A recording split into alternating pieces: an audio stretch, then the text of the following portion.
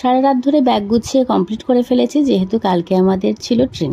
বুঝতে পারছো না তো কোথায় যাচ্ছি? তো আমরা যাচ্ছি ইন্দোর। ওখানে ছিল আমার জেঠুর আই চেক আপ। তো আমি, জেঠু আর আমার জেঠিমা, তো জেঠিমাকে আমি বড় বলে ডাকি। তো সারা ভিডিওটাতে একটু বড়ই বলবো, একটু অ্যাডজাস্ট করে নিও। যাই হোক, এদিক দিয়ে আমি, দিদি আর হচ্ছে জেঠু, জেঠিমার ও আমরা সবাই মিলে চলেছিলাম বাস স্ট্যান্ডে। তো আমাদেরকে ওরা বাসে তুলে দিয়ে বাড়ি চলে গিয়েছিল, আর আমরা চলে গিয়েছিলাম আরামবাগ স্টেশন। তো ওখানে কিছুক্ষণ ওয়েট করার পরে আমাদের ট্রেন চলে আসলো, আর ট্রেনে করে আমরা চলে গিয়েছিলাম হাওড়া, কারণ হাওড়া থেকে ছিল ট্রেনটা।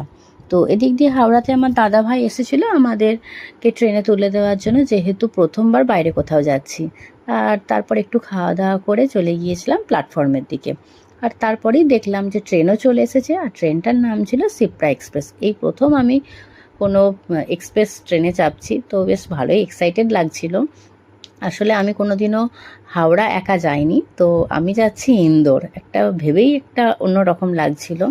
যাই হোক, এদিক দিয়ে ট্রেনটা ছেড়ে দিল, আর আমি একটু চা খেয়ে নিয়েছিলাম, আর চাটা খুবই বাজে ছিল, মানে প্রচণ্ড মিষ্টি ছিল।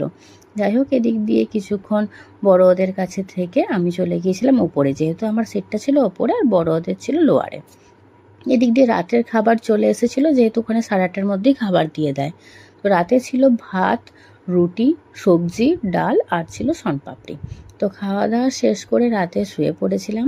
তো রাতটা তো পুরো মুভি দেখে কাটিয়ে ফেলেছি, সে আর কি বলি।